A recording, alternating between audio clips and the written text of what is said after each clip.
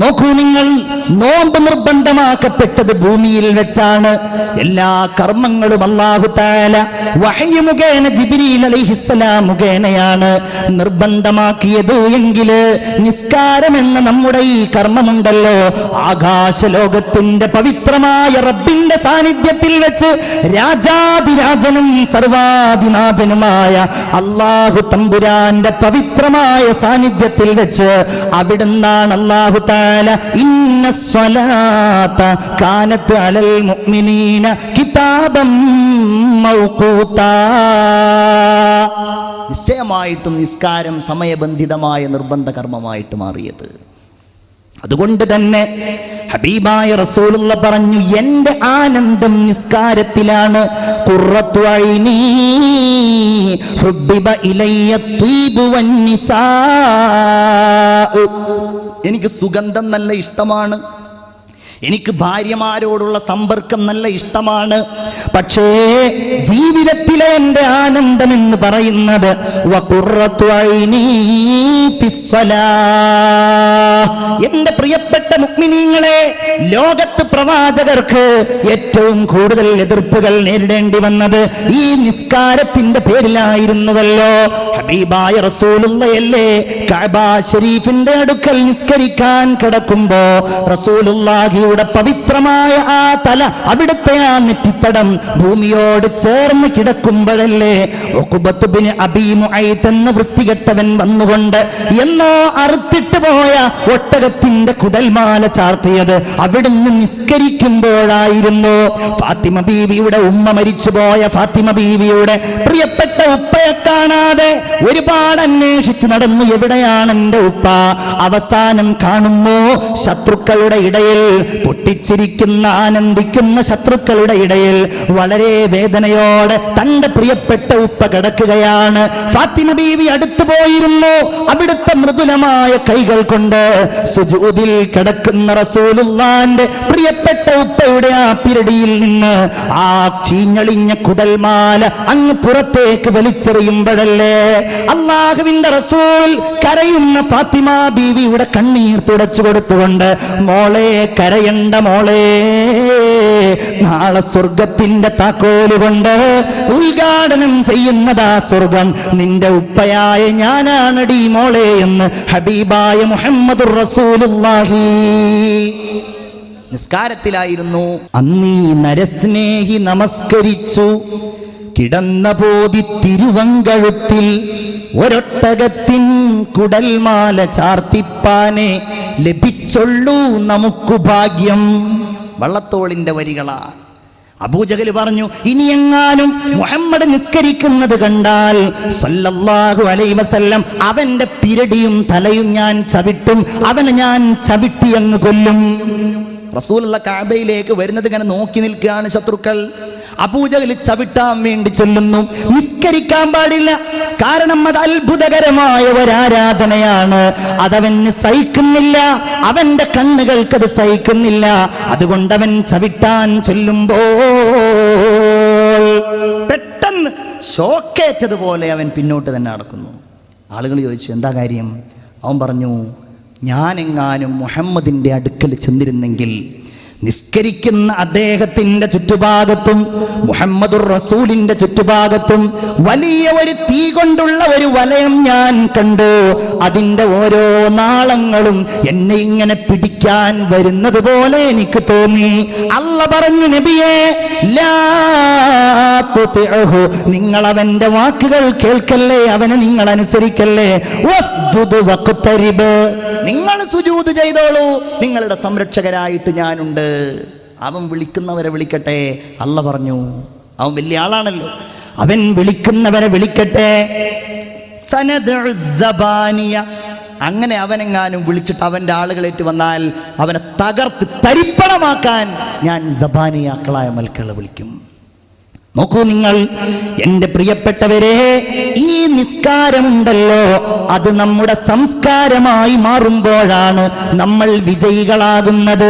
ഇമാദുദ്ദീൻ, നിസ്കാരം ദീനിന്റെ തൂണാണ് എന്ന് പറഞ്ഞ, നിസ്കാരം സ്വർഗത്തിന്റെ താക്കോലാണെന്ന് പറഞ്ഞ, നിസ്കാരം വിശ്വാസിയുടെയും അവിശ്വാസികളുടെയും ഇടയിൽ വിഭജിക്കുന്ന കാര്യമാണെന്ന് പറഞ്ഞ ആ നിസ്കാരം നമ്മൾ നിലനിർത്തണേ. അത് ചെയ്യാത്തതിനാലാണ് മുഅ്മിനീങ്ങളെ ഈ സമൂഹത്തിൽ അപജയങ്ങളും കുറ്റകൃത്യങ്ങളും വേണ്ടാവൃത്തികളും ധാരാളമായിട്ട് വരുന്നത്. അത് സംസ്കാരമായിട്ട് മാറിയാൽ, അത് രീതിയായിട്ട് മാറിയാൽ, ഉത്ലുമാ ഊഹിയ ഇലൈക മിനൽ കിതാബ്, നബിയെ അങ്ങ് ഖുർആനിലുള്ള നിയമങ്ങൾ സമൂഹത്തിന് പറഞ്ഞു കൊടുക്കണം. വഅഖിമിസ്സലാ, നിങ്ങൾ നിസ്കാരം നിലനിർത്തണം. അതിന്റെ പ്രത്യേകത എന്താണ്? ഇന്നസ്സലാത്ത തൻഹാ അനിൽ ഫഹ്ശാഇ വൽ മുൻകർ. കാരണം ഈ നിസ്കാരം എല്ലാ മ്ലേച്ഛമായതിനെ തൊട്ടും എല്ലാ വൃത്തികെട്ട സംഗതികളെ തൊട്ടും മനുഷ്യനെ തടയും. സ്നേഹമുള്ളവരെ, നോക്കൂ നിങ്ങൾ, നമ്മുടെ ഇടയിൽ, നമ്മുടെ കുടുംബങ്ങൾക്കിടയിൽ, നമ്മുടെ സ്കൂളുകളിൽ, നമ്മുടെ പരിസരങ്ങളിൽ, എല്ലായിടങ്ങളിലും തെറ്റുകളും കുറ്റകൃത്യങ്ങളും വർദ്ധിക്കുന്നു. ആരാണതിൽ പങ്കാളികൾ? നമ്മളുടെ മക്കള്, നമ്മളുടെ സന്താനങ്ങൾ, വളർന്നു വരുന്ന പുതിയ തലമുറ. അത് വേറെ ഏതെങ്കിലും നാട്ടിലുള്ളവരാണ്, അല്ലെങ്കിൽ വേറെ ഏതെങ്കിലും രാജ്യത്തുള്ളവരാണ് എന്ന് പറഞ്ഞ് നമുക്കവരെ മാറ്റി നിർത്തുവാൻ കഴിയില്ല. കാരണം അവർ നമ്മുടെ മക്കളാണ്, നമ്മുടെ സഹോദരന്റെ മക്കളാണ്, നമ്മുടെ അയൽവാസിയുടെ മക്കളാണ്. എന്തുകൊണ്ടാണ് അവരിൽ നിന്ന് ഈ അപജയം സംഭവിക്കുന്നത്? ഞാൻ പറയട്ടെ, അവരുടെ കുടുംബങ്ങളിൽ നിസ്കാരമുണ്ടാകുന്നില്ല, അവര് നിസ്കരിക്കുന്നില്ല. ഞാൻ പറയട്ടെ, നമ്മൾ എത്ര ആളുകൾ ഉറപ്പ് വരുത്തിയിട്ടുണ്ട് എന്റെ മകൻ നിസ്കരിക്കുന്നവനാണെന്ന്, എന്റെ മകൾ നിസ്കരിക്കുന്നവരാണെന്ന് ഉറപ്പ് വരുത്തിയിട്ടുണ്ടോ? നമ്മൾ ആലോചിച്ച് നോക്കുക. നമ്മളവരെ സ്കൂളിലേക്ക് പറഞ്ഞു വിടും, നമ്മൾ കരുതും അവർ നിസ്കരിക്കുന്നുണ്ട്. ചില ആളുകൾ അത് കരുതൂല്ല. നിസ്കാരം സ്കൂളുകളിൽ സൗകര്യപ്പെടുത്തിയിട്ട് പോലും ഉണ്ടാവില്ല. ചില സ്കൂളുകളിൽ നമുക്കത് യാതൊരു വിഷയമല്ല. അവർ SSLC പഠിക്കുന്നു, +2 പഠിക്കുന്നു, അവർ ഡിഗ്രി ചെയ്യുന്നു, എല്ലാം ചെയ്യുന്നു, സ്കൂളുകളിൽ പോകുന്നു. നമ്മുടെ അഭിമാനമായിട്ട് എപ്പോഴും മക്കളുണ്ടാവും. പക്ഷേ നമ്മളവർ സ്കൂളുകളുടെ സമയത്തുള്ള ളുഹർ നിസ്കാരം നിർവഹിക്കുന്നുണ്ടോ എന്ന് ശ്രദ്ധിക്കില്ല. പ്രഭാത സമയത്ത് സുബഹ് നിസ്കാരത്തിന് വേണ്ടി നമ്മൾ അവരെ തട്ടി ഉണർത്താറില്ല. ജുമുഅക്ക് പോലും. കഴിഞ്ഞ വെള്ളിയാഴ്ച ആലുവയിൽ വന്നിട്ട് കുറച്ച് ചെറുപ്പക്കാരെന്നോട് പരാതി പറഞ്ഞത്, നമ്മളുടെ പള്ളിയിൽ നിന്ന് 1 കിലോമീറ്ററിനുള്ളിലുള്ള ഒരു ക്രിസ്ത്യൻ സ്കൂള് ജുമുഅയുള്ള ദിവസം 2:15 ഉച്ചയുടെ ബെല്ലടിക്കുന്നത് എന്നുള്ളതാണ്. ആർക്കും അത് വിഷയമല്ല. ഇത് പറയേണ്ടതാരാ? രക്ഷിതാക്കളാണ്. പക്ഷേ കുട്ടികളുടെ നിസ്കാര കാര്യത്തിലോ മറ്റോ ഒരു വിഷയവുമല്ലാത്ത രക്ഷിതാക്കൾ അങ്ങനെ മക്കളെ പഠിപ്പിക്കുകയും വളർത്തുകയും ചെയ്യുമ്പോ, വെള്ളിയാഴ്ചകളിൽ ജുമുഅക്ക് പോലും പോകാത്ത സന്താനങ്ങളായി നമ്മുടെ മക്കൾ വളർന്നു വരുമ്പോ പിന്നെ എങ്ങനെയാണ് അവരിൽ നിന്ന് നമ്മൾ നന്മ പ്രതീക്ഷിക്കുക? പിന്നെ എങ്ങനെയാണ് അവർ മദ്യപാനികളാവാതെ നമുക്ക് സംരക്ഷിക്കുവാൻ കഴിയുക? പിന്നെ എങ്ങനെയാണ് ഒരു ഹറാം കണ്ടാൽ അതിൽ നിന്ന് എന്റെ മകൻ വിട്ടുനിന്നുകൊള്ളുമെന്ന് നമ്മൾ ഉറപ്പിക്കുക? അത് നമ്മൾ ചെയ്യണമെങ്കിൽ നാം സ്വയവും നമ്മുടെ മക്കളെ കൊണ്ടും, പ്രിയപ്പെട്ടവരെ, നിസ്കാരത്തിന്റെ കാര്യത്തിൽ ശ്രദ്ധയുള്ളവരാകണം. ഇന്നസ്സലാത്ത തൻഹാ അനിൽ ഫഹ്ശാഇ വൽ മുൻകർ, അത് തടയും എന്ന കാര്യത്തിൽ സംശയമില്ല. എന്തേ കാരണം? നിങ്ങൾ ആലോചിച്ച് നോക്കൂ. ഒരു മനുഷ്യന്റെ നിസ്കാരം എന്നതിൻ്റെ ഭംഗി ഒന്ന് ആലോചിച്ച് നോക്കൂ നിങ്ങൾ. ഉദാഹരണം, രാവിലെ നമ്മൾ എഴുന്നേൽക്കുകയാണ് പ്രഭാത നിസ്കാരത്തിന് വേണ്ടി, സുബഹി നിസ്കാരത്തിന് വേണ്ടി നമ്മൾ എഴുന്നേൽക്കുകയാണ്. അല്ലാഹു തആല നമുക്ക് എല്ലാവർക്കും തൗഫീഖ് ചെയ്യുമാറാകട്ടെ. അതും ഒരു പ്രധാനപ്പെട്ട സംഗതി തന്നെയാണ്. അല്ലാഹു തആല പ്രഭാതത്തെയും പ്രദോഷത്തെയും നോക്കാൻ വേണ്ടി ഏൽപ്പിച്ചിരിക്കുന്ന മലക്കുകളുടെ വിഭാഗങ്ങൾ അസ്റിന്റെ സമയത്തും സുബ്ഹിയുടെ സമയത്തും പരസ്പരം സന്ധിക്കുമെന്ന് മുഹമ്മദ് മുസ്തഫ സല്ലല്ലാഹു അലൈഹി വസല്ലം. അസ്റിന്റെ സമയത്ത് അവർ ഒരു വിഭാഗം ഇറങ്ങുകയും മറ്റൊരു വിഭാഗം ഇവർ വന്ന ശേഷം തിരിച്ചു പോവുകയും ചെയ്യും. സുബ്ഹിയുടെ സമയത്തും അപ്രകാരം തന്നെ നേരത്തെ വന്നവർ തിരിച്ചു പോവുകയും നേരത്തെ പോയവർ തിരിച്ചു വരികയും ചെയ്യും. അള്ളാഹുവിന്റെ അടുക്കൽ ചെല്ലുമ്പോൾ അള്ളാഹു ചോദിക്കുന്നതാണ്, കൈഫ തറക്തും ഇബാദി, എങ്ങനെയാണ് എൻ്റെ അടിമകളെ നിങ്ങൾ ഉപേക്ഷിച്ചത്? അള്ളാഹുവിനോടാ മലക്കുകൾ പറയുന്നത്, അതൈനാഹും വഹും യുസല്ലൂ, അവർ നിസ്കരിക്കുന്നവരാകുന്ന സമയത്താണ് ഞങ്ങൾ അവരിലേക്ക് ചെല്ലുന്നത്. അവർ നിസ്കരിക്കുമ്പോൾ തന്നെയാണ് ഞങ്ങൾ അവരിൽ നിന്ന് പോരുന്നതുമെന്ന് മലക്കുകൾ നമ്മെക്കുറിച്ച് അള്ളാഹുവിനോട് അഭിമാനം പറയുമെന്ന് ഹബീബായ മുഹമ്മദുർ റസൂലുള്ളാഹി സ്വല്ലല്ലാഹു അലൈഹി വസല്ലം. നോക്കൂ നിങ്ങൾ, രാവിലെ നമ്മൾ എഴുന്നേൽക്കുകയാണ്, സുബ്ഹിന്റെ സമയത്ത് നമ്മൾ എഴുന്നേൽക്കുകയാണ്. ലോകം മുഴുവൻ ഉണർന്നിട്ടില്ല, മനുഷ്യർ കിടന്നുറങ്ങുന്നുണ്ട്. നമ്മൾ വിശ്വാസികൾ ലോകത്തുള്ള ജീവജാലങ്ങൾക്കൊപ്പം നമ്മളും ഉണർന്നുകൊണ്ട് നമ്മൾ വൃത്തിയാവുകയാണ്. അത്തുഹൂറു ശത്റുൽ ഈമാൻ. ഒതു ചെയ്യുകയാണ് നമ്മൾ ഉണരുന്നതിന്റെ ലക്ഷ്യം നിസ്കരിക്കലാണ്. നമ്മൾ പല്ല് തേക്കുന്നതിന്റെ ലക്ഷ്യം നിസ്കരിക്കലാണ്. നമ്മൾ വുളൂ ചെയ്യുന്നതിന്റെ ലക്ഷ്യം നിസ്കരിക്കലാണ്.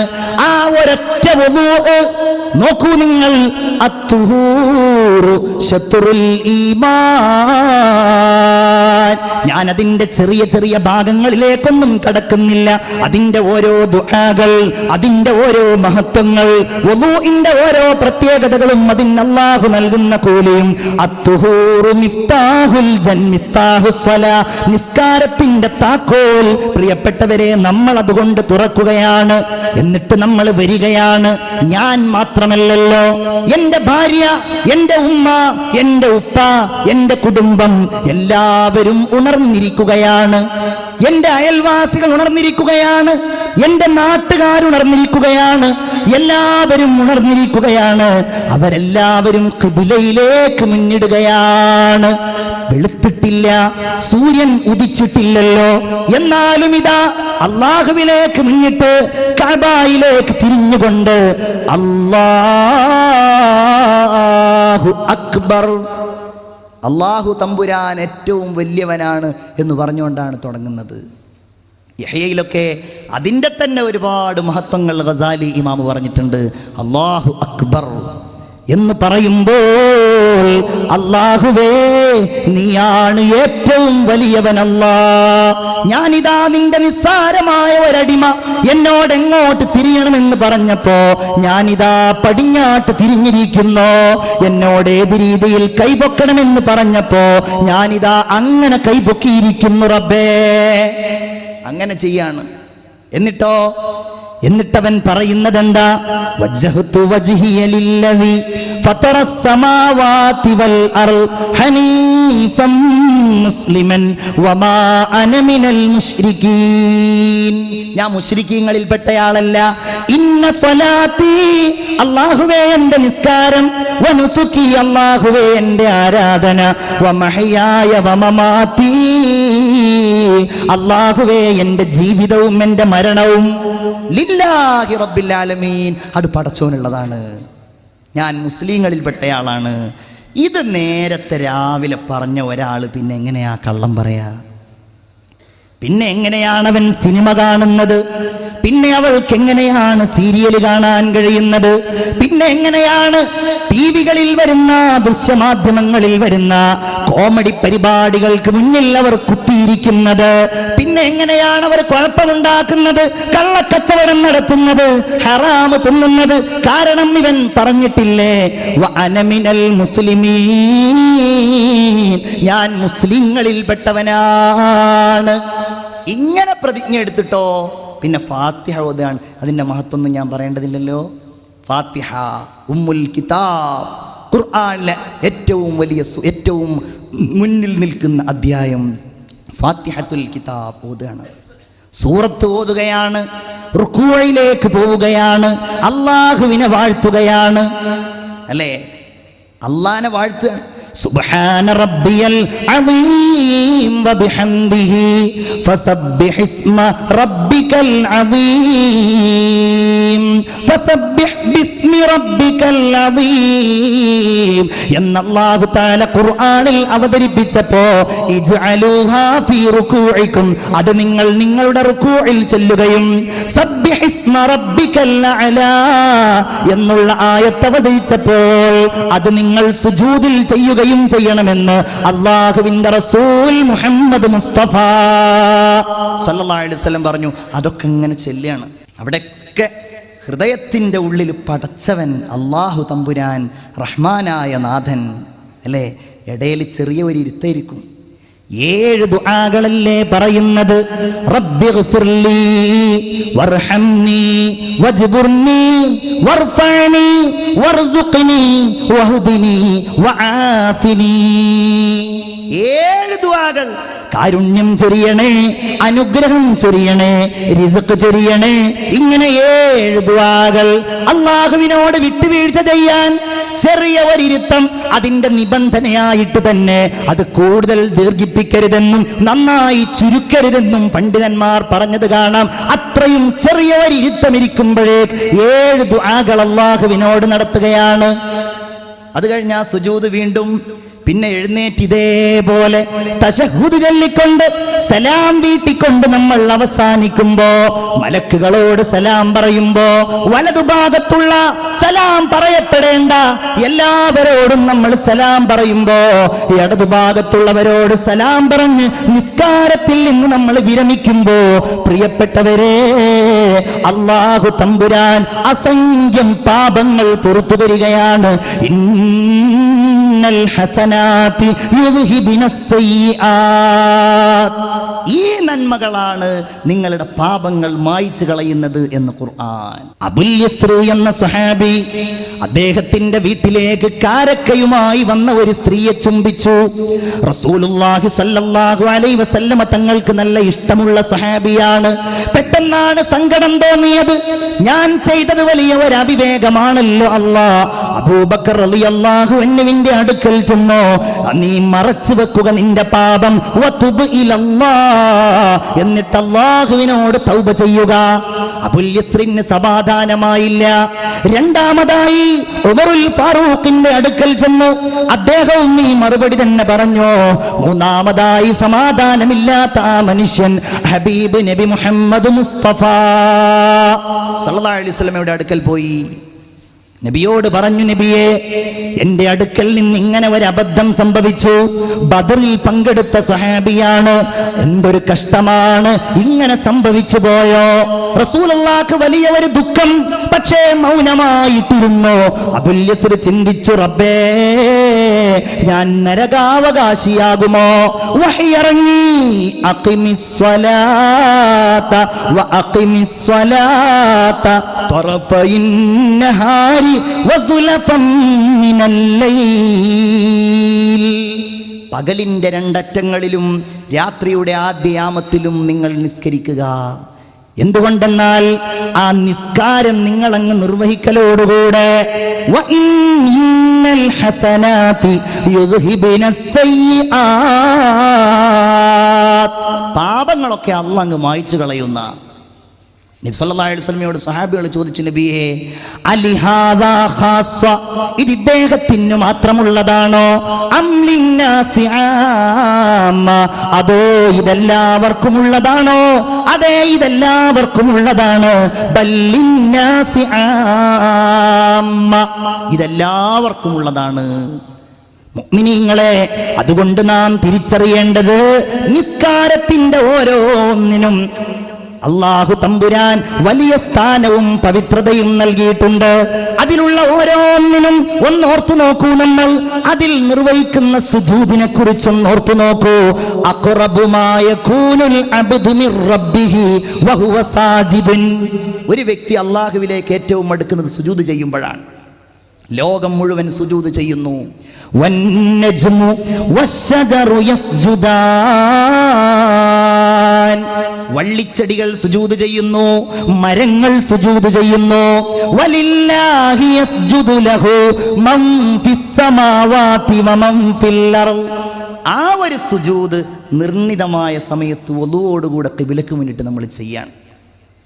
അത് വർദ്ധിപ്പിക്കാനാണ് അള്ളാഹുവിന്റെ ഹബീബ് മുഹമ്മദ് മുസ്തഫ സല്ലല്ലാഹു അലൈഹി വസല്ലമ തങ്ങൾ പറഞ്ഞത്.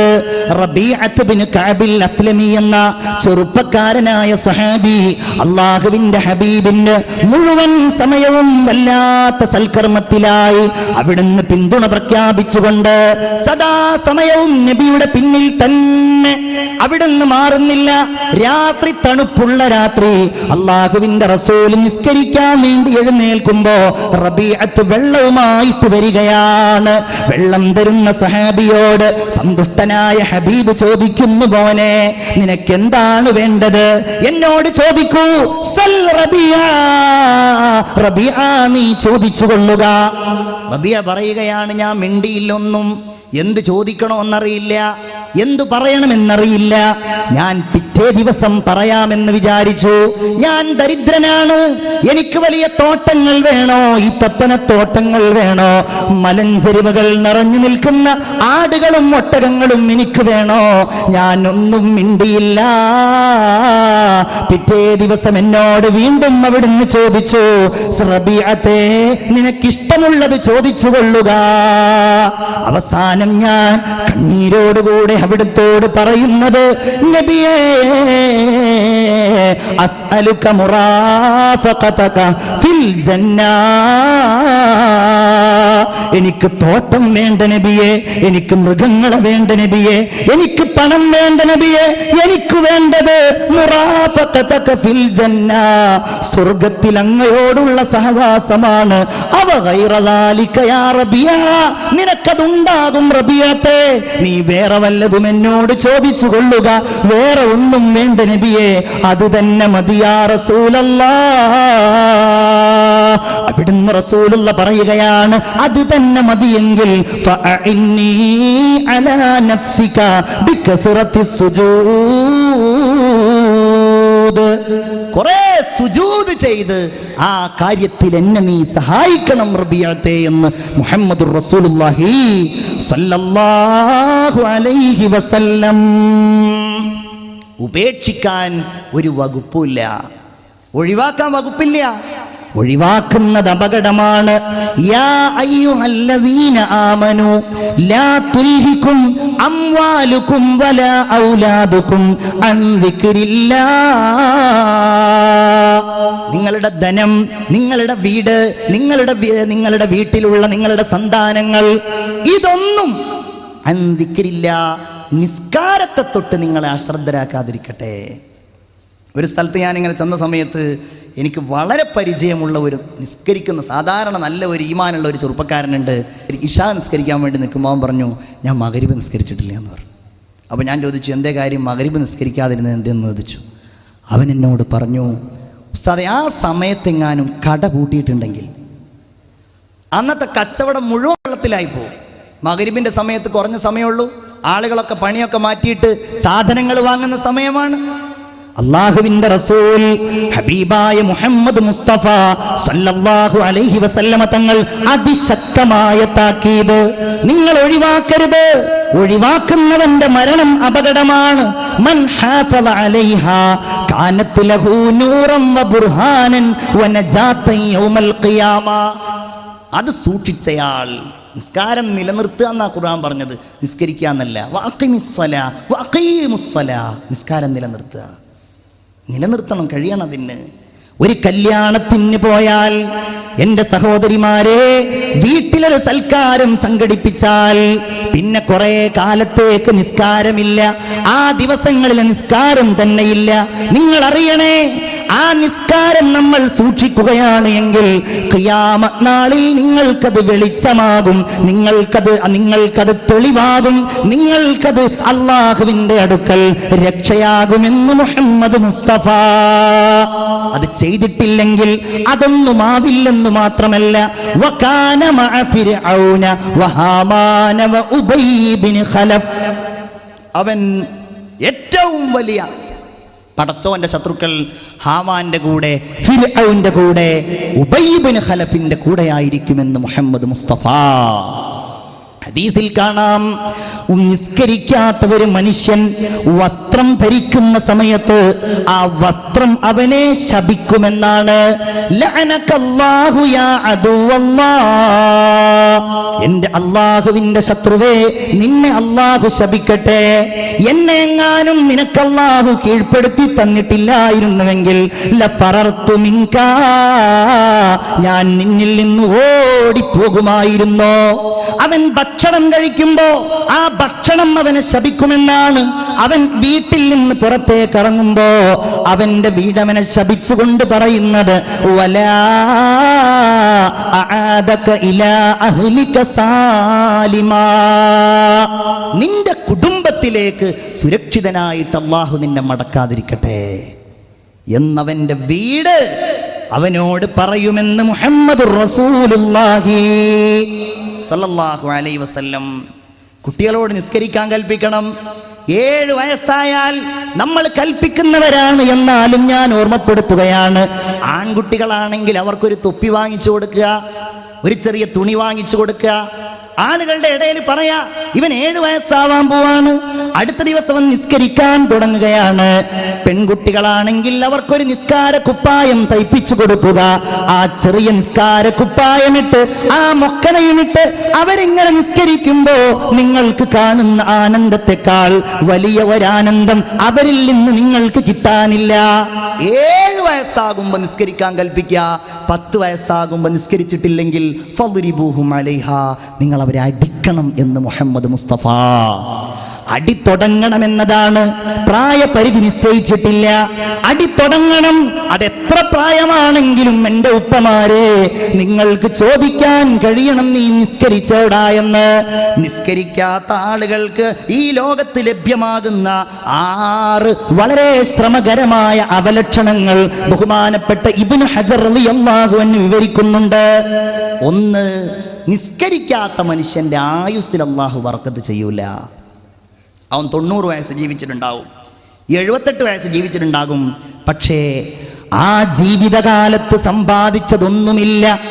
യാ ലൈതനി, അവൻ നോക്കുന്നു, യൗമ യൻദുറുൽ മർഉ മാ ഖദ്ദമത് യദാ, എന്ത് ചെയ്തു എന്ന് നോക്കുമ്പോ ഒന്നും ഉണ്ടാവില്ല. ആയുസ്സിൽ ബർക്കത്തില്ല. കുറെ കാശുണ്ടായിട്ടുണ്ടാവും, ധനം ഉണ്ടായിട്ടുണ്ടാവും, പക്ഷേ ദുന്യാവിൽ എന്തെങ്കിലും ഉണ്ടായി എന്നല്ലാതെ ആഖിറത്തിന് വേണ്ടി ഒന്നും സമ്പാദിക്കാൻ അവന്റെ പ്രായത്തിൽ കഴിഞ്ഞിട്ടുണ്ടാവില്ല. മുഅ്മിനിന്റെ അടയാളം മായ്ക്കപ്പെടും.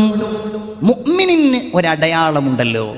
നിസ്കരിക്കുന്ന ആളുകൾക്ക് പ്രത്യേകിച്ചും നല്ല ഒരു മുഖശ്രീയും മുഖപ്രസാദവും ഉണ്ടാകും. അത് മുഅ്മിന്റെ അടയാളമാണ്.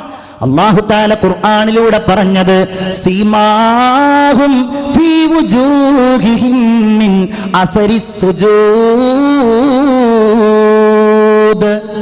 നിസ്കരിക്കുന്നവരുടെ അടയാളം സുജൂദിന്റെ അടയാളമാണ് എന്നതാണ്. അതവരുടെ പെരുമാറ്റത്തിലുണ്ടാകും, അതവരുടെ മുഖത്തുണ്ടാകും, അതവരുടെ സംസ്കാരത്തിലുണ്ടാകും, എല്ലായിടത്തും അതുണ്ടാകും. മുഅ്മിനായ ഒരു മനുഷ്യൻ, അവന്റെ അടയാളം നിസ്കരിക്കാത്തവൻ ഉണ്ടാവുകയില്ല. 3, അവന്റെ മറ്റു അമലുകൾക്ക് അല്ലാഹു പ്രതിഫലം നൽകില്ല. 4, അവന്റെ ദുആ അല്ലാഹു സ്വീകരിക്കുകയില്ല. 5, സജ്ജനങ്ങളുടെ ദുആയിൽ അവൻ ഉൾപ്പെടുകയില്ല.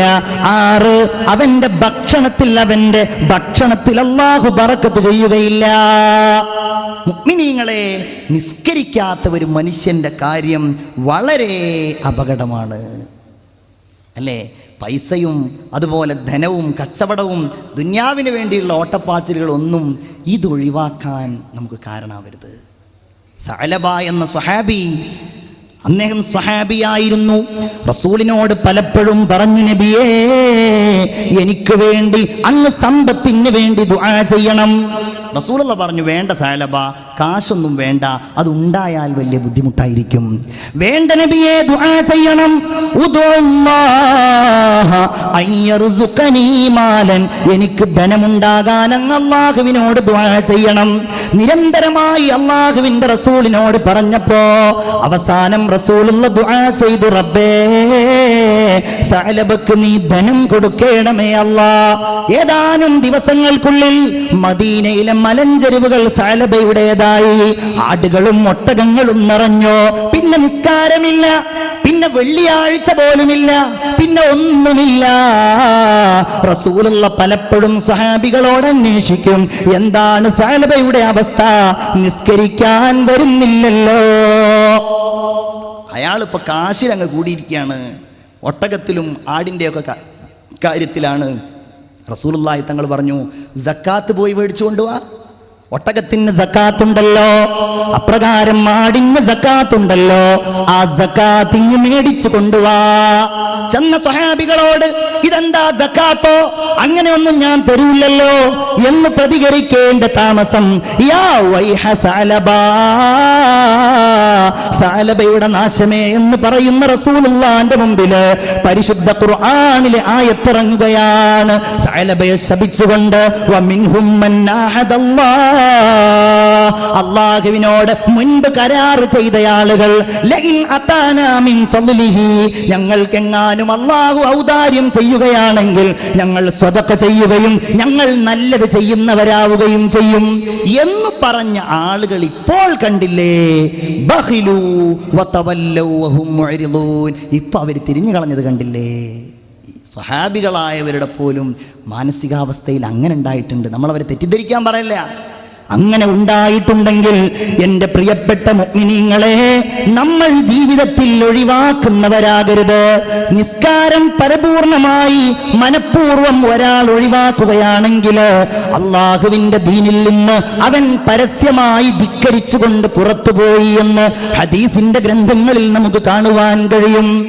ഉസ്താദ് ഇവിടെ പറഞ്ഞുവല്ലോ നേരത്തെ, ആദ്യമായി അവന്റെ പരീക്ഷണങ്ങൾ മുഴുവൻ അവന്റെ നിസ്കാരവുമായി ബന്ധപ്പെട്ടുകൊണ്ടാണ്. മരണം സുഖകരമാകുന്നത് നിസ്കരിക്കുന്നവർക്കാണ്, ഇല്ലാത്തവന്റെ മരണം വളരെ പരാജയമായിരിക്കും.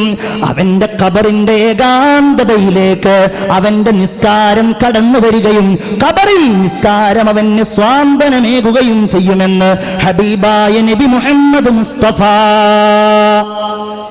നിസ്കരിക്കുന്നവർക്കൊരു പ്രയാസം ഉണ്ടാവില്ല, മനസ്സിന് സമാധാനം ഉണ്ടാവും, മനസ്സിന് ശാന്തി ഉണ്ടാകും. അങ്ങനെയാണ് ആത്മാർത്ഥമായിട്ട് അള്ളാഹുവിലേക്ക് മുൻനിർത്തി നമ്മൾ ഓരോന്നും ഒരിക്കൽ പോലും പിഴക്കാതെ മരണം വരെ നിസ്കരിക്കുന്ന ആളുകൾക്ക് ഒരു പ്രയാസം ഉണ്ടാവില്ല, ഒരു തിടുക്കം ഉണ്ടാവില്ല എന്ന് ഖുർആൻ. ഒരു തിടുക്കം അവർക്കുണ്ടാവില്ല, ദുന്യാവ് വാരിക്കൂട്ടാനുള്ള അത്യാഗ്രഹം ഉണ്ടാവില്ല. അപ്രകാരം എന്തെങ്കിലും ഒരു സങ്കടം വരുമ്പോഴേക്ക് പ്രയാസം ഉണ്ടാവില്ല, അല്ലേ? ഇന്നൽ ഇൻസാന ഖുലിഖ ഹലൂവ വഇദാ മസ്സഹു ശർറു ജസൂവ. വളരെ ധൃതിയുള്ളവനായിട്ടാണ് മനുഷ്യന്റെ സൃഷ്ടിപ്പ്. ഒരു പ്രയാസം വരുമ്പോഴേക്ക് ആ പ്രയാസത്തിൽ അവൻ ഭയവിഹ്വലനാവുകയാണ്. ഒരു പ്രയാസം വരുമ്പോഴേക്ക് വഇദാ മസ്സഹുൽ ഖൈറു മനൂവ, ഒരു സന്തോഷം വരുമ്പോഴേക്ക്, അല്ലാഹുവിന്റെ ഒരു അനുഗ്രഹം വരുമ്പോഴേക്ക് ഇത് പടച്ചോനെ ഒന്ന് ഓർത്ത് ചെയ്യേണ്ട സംഗതിയല്ല എന്ന് അവനങ്ങ് വിചാരിക്കുകയാണ്. പക്ഷേ ഇല്ലൽ മുസല്ലീൻ അല്ലദീന ഹും അലാ സ്വലാത്തിഹിം ദായിമൂൻ, നിസ്കാരം പതിവാക്കിയ ആളുകൾ ഒഴികെ അല്ലാഹു തആല ആ വിഭാഗത്തിൽ നമ്മെ എല്ലാവരെയും ഉൾപ്പെടുത്തുമാറാകട്ടെ.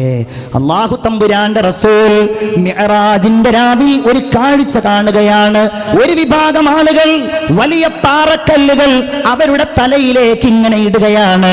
യാ ജിബ്രീൽ, ഇതേതാണ് ഈ വിഭാഗം എന്ന് ചോദിക്കുമ്പോ അവിടുന്ന് പറയപ്പെടുകയാണ്, ഹാഉലാഇല്ലദീന, ഈ വിഭാഗം എന്ന് പറയുന്നത് നിസ്കാരത്തെ തൊട്ട് തലഭാരമായവരാണെന്ന് ഹബീബായ നബി മുഹമ്മദ് മുസ്തഫ സല്ലല്ലാഹു അലൈഹി വസല്ലം പറയപ്പെടുകയാണ്. നിസ്കരിക്കാത്ത ആളുകൾക്ക് ഖബറിൽ പ്രത്യേകമായ ശിക്ഷയാണ്. വലിയ പാമ്പുകളെ അല്ലാഹു നൽകുമെന്നാണ്. ഫലാ തസാലു ഫലാ യസാലു ഫിൽ ഖബരി മുഅസ്സബൻ ഇലാ യൗമിൽ ഖിയാമ, അന്ത്യദിനം വരെ ഖബറിന്റെ ഉള്ളിൽ അവൻ നിസ്കരിക്കാത്തവർ ശിക്ഷിക്കപ്പെടുമെന്ന് ഹബീബായ മുഹമ്മദ് മുസ്തഫ. നോക്കൂ നിങ്ങൾ, ഒരിക്കൽ റസൂലുള്ളാഹി ദുആ ചെയ്തു, അല്ലാഹുമ്മ ലാ തദഇ ലനാ ശഖിയ്യം വലാ മഹ്റൂമാ. പടച്ചോനെ, ഞങ്ങളുടെ കൂട്ടത്തിൽ നീ പരാജിതനെയും അപ്രകാരം നിന്റെ അനുഗ്രഹങ്ങൾ തടയപ്പെട്ടവനെയും നീ ചേർക്കല്ലേ എന്ന് ദുആ ചെയ്തു.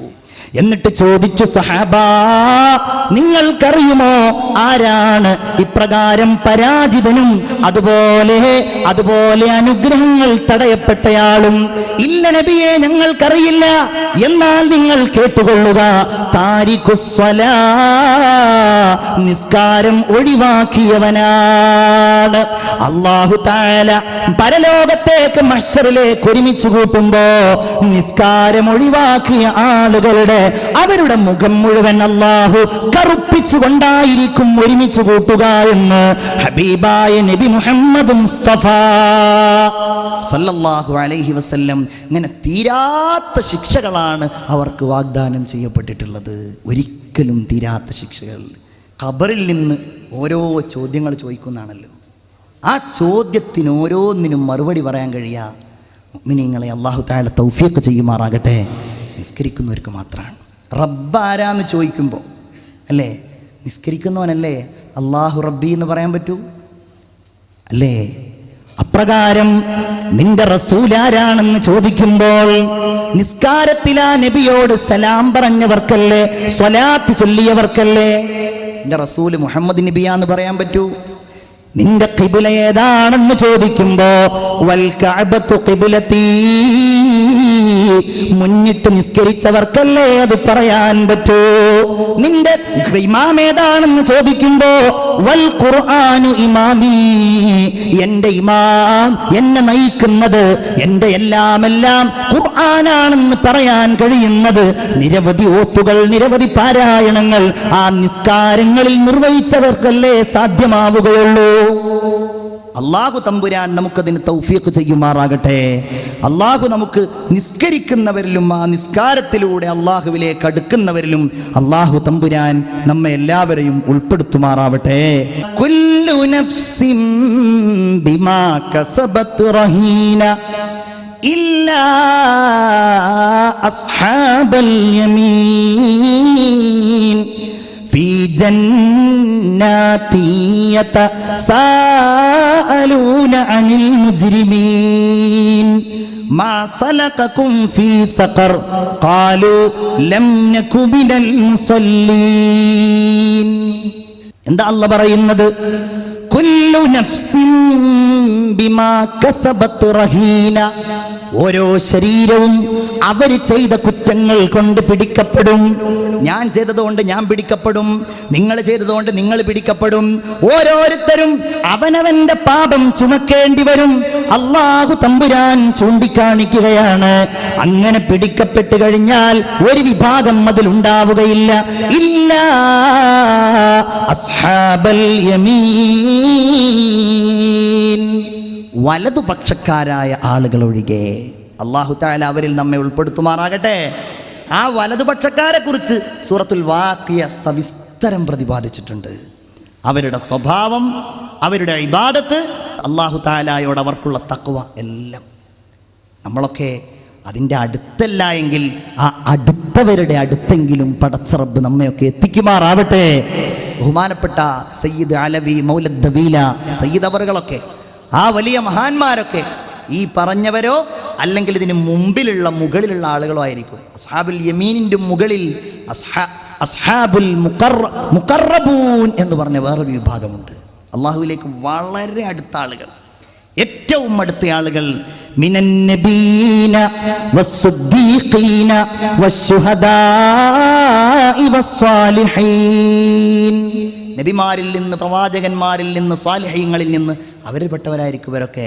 പടച്ചോൻ നമ്മളൊക്കെ അവരുടെ എരുത്തിരുന്നു കൊണ്ട് ഈ ദീന് പറയുന്നത് കൊണ്ട്, വാള് പറയുന്നത് കൊണ്ട്, നല്ലത് ചെയ്യുവാൻ പ്രതിജ്ഞ എടുക്കുന്നത് കൊണ്ട് നമ്മയും അവരുടെ കൂടെ സ്വർഗത്തിൽ ഒരുമിപ്പിക്കുമാറാവട്ടെ. വലതുപക്ഷക്കാരൊഴികെ, വലതുപക്ഷക്കാരായ ആളുകളൊഴികെ ഫീ ജന്നാത്ത്, അവര് സ്വർഗത്തിലായിരിക്കും. യതസാഅലൂന അനിൽ മുജ്രിമീൻ, സ്വർഗത്തിൽ നിന്ന് അവർക്ക് എന്താ പണി? ഈ നരകത്ത് കിടന്ന പാപികളായ ആളുകളെ കുറിച്ച് ഇങ്ങനെ സംസാരിക്കുക. നമ്മളുടെ കൂട്ടത്തിലുണ്ടായിരുന്ന VIP ആണല്ലോ അത്, മൂപ്പര് നരകത്തിലാണല്ലോ, ഇതെന്താ പറ്റിയത്? ഇങ്ങനെ ചോദിക്കും. ഏതായാലും അവർ തീരുമാനിക്കും നമുക്കെല്ലാവർക്കും അവരുടെ കൂടെ ഒന്ന് പോയിട്ട് നമുക്കൊന്ന് ചോദിച്ചാലോ. അങ്ങനെ അവർ ചൊല്ലും, അവരോട് ചോദിക്കും, മാ സലകകും ഫീ സഖർ, നിങ്ങൾ എന്തേ സഖർ എന്ന നരകത്തിൽ കിടക്കുന്നു? നിങ്ങൾ എന്തേ ഈ നരകത്തിൽ കിടക്കുന്നു? അതിനവർ പറയുന്ന മറുപടി, ഖാലൂ ലം നകു മിനൽ മുസല്ലീൻ, ഞങ്ങൾ നിസ്കരിച്ചിരുന്നില്ലട്ടോ. ഞങ്ങളെല്ലാം നല്ലത് ചെയ്തിരുന്നപ്പോഴും ഞങ്ങൾ നിസ്കരിച്ചിരുന്നില്ല, ഞങ്ങൾ പാവങ്ങൾക്ക് ഭക്ഷണം നൽകിയിരുന്നില്ല. വകുന്നാ നഖൂദു മഅൽ ഖായിദീൻ, ദുർമാർഗികളായ ആളുകൾ തെറ്റുകളും കുറ്റങ്ങളും ചെയ്യാൻ മടിക്കാതിരിക്കുമ്പോ അതിൽ ഞങ്ങളും കൂടെ അവരോട് കൂടെ ചേർന്നിരുന്നു. അതുകൊണ്ടാണ് ഞങ്ങളും നരകാഗ്നിയിൽ കിടന്നത് എന്ന് നിസ്കരിക്കാതെ സഖർ എന്ന നരകത്തിൽ കിടന്നവർ നല്ല ആളുകളോട് മറുപടി പറയുമെന്ന് പരിശുദ്ധ ഖുർആൻ. നമ്മൾ പറഞ്ഞതും നമ്മൾ കേട്ടതുമൊക്കെ അല്ലാഹു തആല ഒരു സാലിഹായ അമലായി നമ്മിൽ നിന്ന് ഖബൂൽ ചെയ്യുമാറാവട്ടെ. ആമീൻ എന്ന് ദുആ ചെയ്തുകൊണ്ട് ഞാൻ ആ വിഷയം അവിടെ അവസാനിപ്പിക്കുകയാണ്.